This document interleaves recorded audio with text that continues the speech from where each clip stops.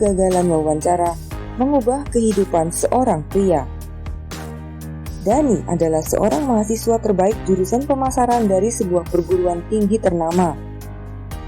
Setelah lulus, dia pun berusaha untuk mendapatkan pekerjaan. Suatu hari dia mendapatkan kesempatan wawancara kerja di sebuah perusahaan yang terkenal. Karena memiliki banyak pengalaman magang selama masa kuliahnya, Dani pun mengikuti wawancara itu dengan penuh percaya diri. Yes! Wawancara tahap pertama yang diikuti oleh 20 orang pelamar selesai. 5 orang terpilih untuk maju ke tahap kedua, dan Dani termasuk salah satu yang terpilih. Persaingan di tahap kedua cukup ketat, karena hanya akan ada satu kandidat yang terpilih untuk mengisi lowongan pekerjaan di sana. Di tahap kedua ini, Kepala HRD akan memberikan satu topik untuk didiskusikan dan diperdebatkan oleh kelima kandidat. Kemudian beberapa pejabat kantor di sana, termasuk sang direktur perusahaan, akan mengamati bagaimana masing-masing kandidat memberikan argumen. Maka, segera saja, Dani yang sudah terbiasa dan mahir dalam kompetisi debat semasa kuliahnya pun beraksi. Selama melakukan diskusi itu, kata-kata yang diucapkannya tajam dan tegas, sehingga mampu mencuri perhatian semua orang di sana. Akhirnya diskusi itu pun selesai. Dani merasa lega. Dia sangat yakin bahwa pasti dirinya lah yang akan terpilih. HRD perusahaan mengatakan bahwa hasil keputusan akan diumumkan dalam waktu 1 minggu. 1 minggu pun berlalu. Namun Dani tidak menerima kabar apapun dari perusahaan tempatnya melamar. Keyakinannya menurun dalam penantian yang tidak pasti itu. Dani akhirnya memberanikan diri untuk menelepon perusahaan tersebut dan mendapatkan jawaban bahwa perusahaan memutuskan untuk mempekerjakan kandidat yang lain. Seketika hatinya hancur, rasa percaya dirinya hilang. Namun, Dani tidak menyerah. Keesokan harinya, dia memutuskan untuk pergi ke kantor pusat perusahaan.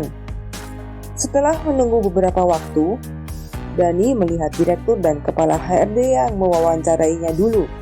Ia pun dengan cepat menghampiri dan menyapa mereka. Direktur dan kepala HRD itu terkejut, namun dengan sopan membalas sapaan Dani. Dani memperkenalkan dirinya dan bertanya dengan sopan. Permisi, saya Dani. Saya yang datang ke sini untuk melakukan wawancara baru-baru ini. Saya datang kemari untuk meminta saran Anda. Kalau boleh tahu, apakah yang menjadi kekurangan saya selama wawancara? Saya hanya ingin tahu alasan kegagalan saya. Direktur perusahaan itu memandang pemuda di depannya sejenak, kemudian berkata, Sebenarnya, saya masih cukup terkesan dengan Anda. Kami tidak mempekerjakan Anda bukan karena Anda tidak cukup profesional, tapi karena kami memiliki pilihan yang lebih baik. Tentu saja kami mencari orang yang bisa menyelesaikan masalah, bukan orang yang bisa bicara secara lisan, membuat orang lain tidak berdaya. Baik, Pak. Terima kasih atas penjelasannya. Sekarang saya sudah mengerti kekurangan saya. Dani pun akhirnya memahami penyebab kegagalannya. Kemudian dia pamit dan berjalan pulang. Hatinya pun perlahan-lahan merasa tenang. Sore harinya, ponsel Dani berdering. Ada panggilan dari nomor kantor tempat dia melamar sebelumnya.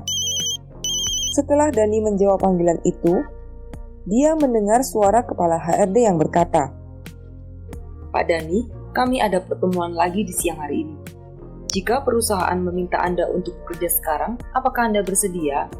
Dani sangat terkejut dengan berita yang mendadak itu. Dia menarik nafas dalam-dalam kemudian menjawab, Ya Pak, saya bersedia. Singkat cerita, akhirnya Dani diberi kesempatan sekali lagi. Setelah beberapa waktu kemudian, direktur perusahaan memberitahu Dani bahwa dia telah melihat banyak pelamar kerja sebelumnya. Dan Dani adalah orang pertama yang melakukan perjalanan secara khusus ke perusahaan hanya demi mengetahui penyebab kegagalannya. Pada kenyataannya, yang dicari perusahaan bukanlah orang yang tidak memiliki kekurangan, namun orang yang berani menghadapi kekurangannya dan bekerja keras untuk memperbaikinya. Dengan sikap rendah hati seperti itu, para kandidat dapat melangkah maju menuju kesuksesan.